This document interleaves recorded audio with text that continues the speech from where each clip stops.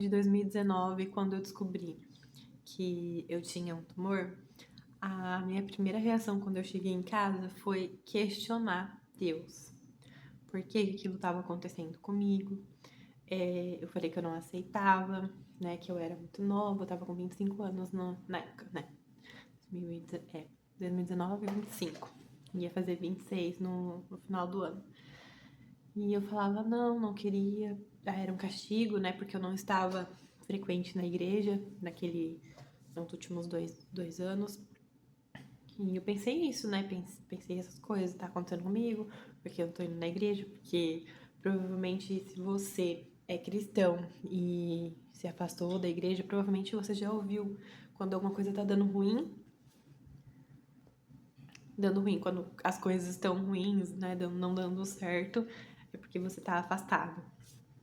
E Deus não me respondeu de imediato, né? A resposta veio um tempo depois, mas numa forma de um vídeo. Eu abri o YouTube, né? Eu tinha orado, pedido pra Deus me perdoar por ter questionado ele, falando que eu queria estar mais próxima e tal. E aí ele tocou no meu coração, eu abri ali, né? Abri aqui o YouTube. E o primeiro vídeo eu assisti. O título do vídeo era Jó como você nunca viu. Quem é cristão provavelmente já ouviu ou até já falou isso. Que um cristão nunca deve questionar Deus, nunca perguntar por quê, e sim para quê. E também que Jó foi um exemplo, né, de paciência, que Jó não reclamou, Jó não questionou. E eu já tinha escutado a história de Jó não sei quantas vezes, né, durante toda a minha vida aí de cristã, dentro da igreja, por anos às vezes eu não entendia algumas coisas, não só de Jó, né, mas de vários outros livros. E aí, depois que eu assisti esse vídeo, foi como se uma venda tivesse saído dos meus olhos e eu me senti muito mais conectada com Deus, muito mais próxima. E eu compreendi ali a história. Eu vi que praticamente o livro todo de Jó, ele tá perguntando por que que aquilo tá acontecendo com ele. Ele tá falando que Deus abandonou ele.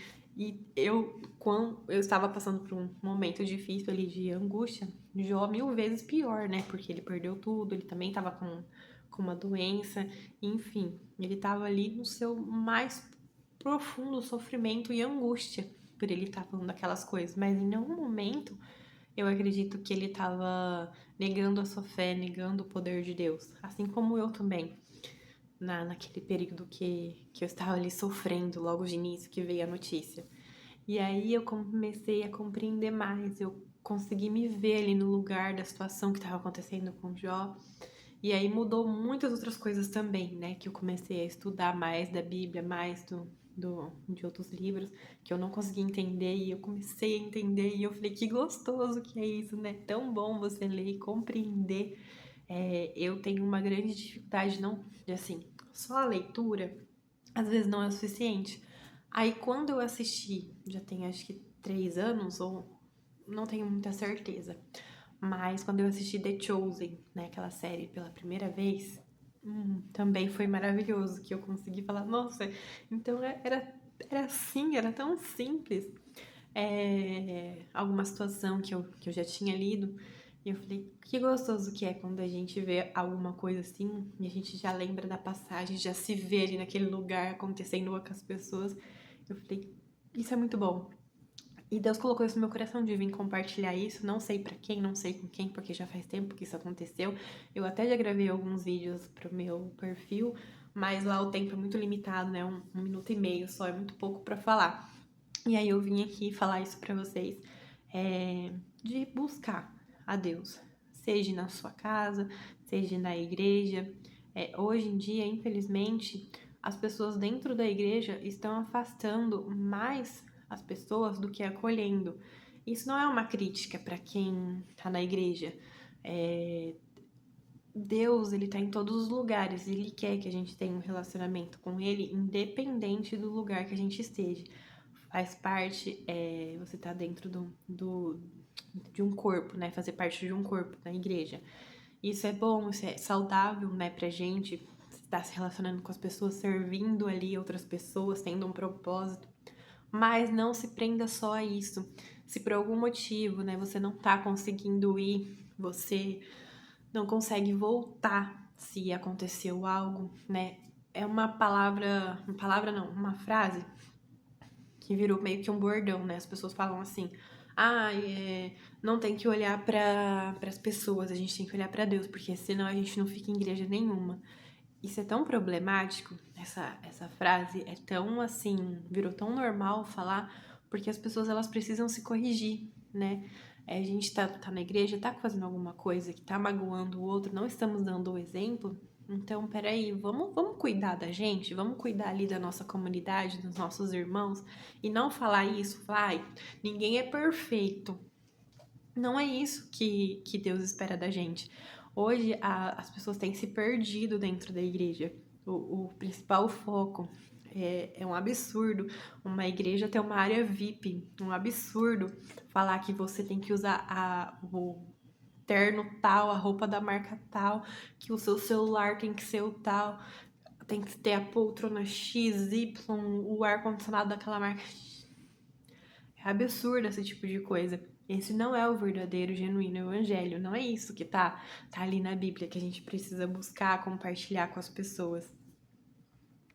Muitas pessoas adoecem mentalmente por conta de frases assim, que um cristão não tem que questionar, não tem que perguntar o porquê.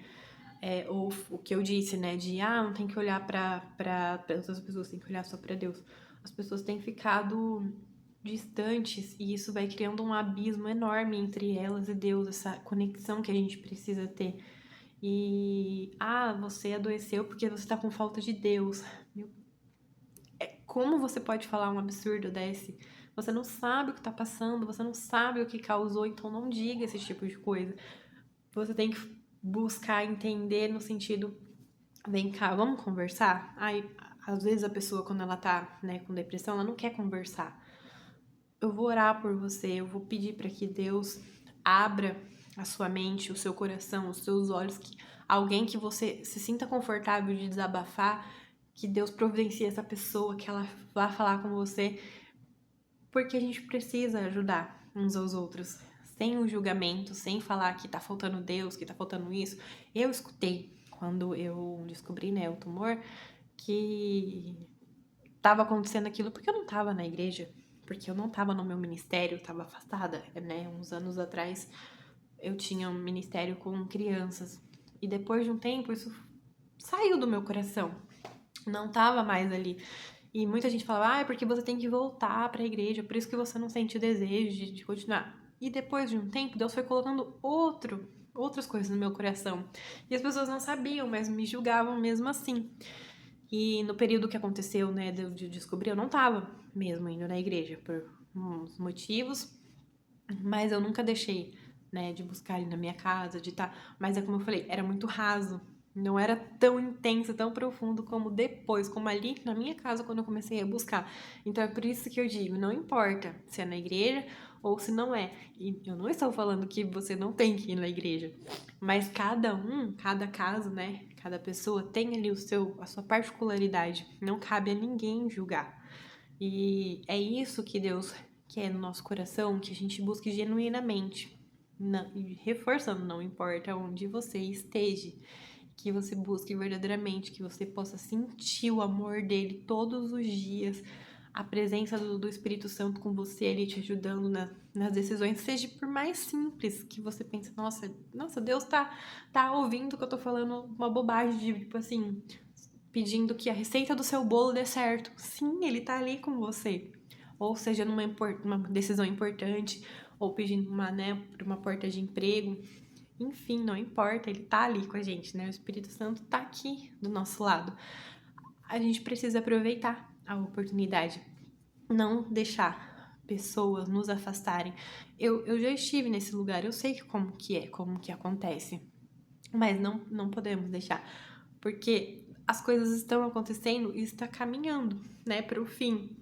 Ninguém sabe quando, mas a gente tem certeza por cada dia que vai passando, que a gente vai vendo coisas acontecendo e a gente precisa estar mais conectado, conhecer mais. Não importa a sua idade, quantos anos você tenha, quantos anos você já tenha de convertido, ou seja, novo, ou ainda está em dúvida, está ali conhecendo. tem essa conexão. Isso é muito gostoso, muito mesmo. Tenho um pouquinho de vergonha de gravar vídeos ainda. Eu tento falar mais um pouco, mas às vezes dá uma travada.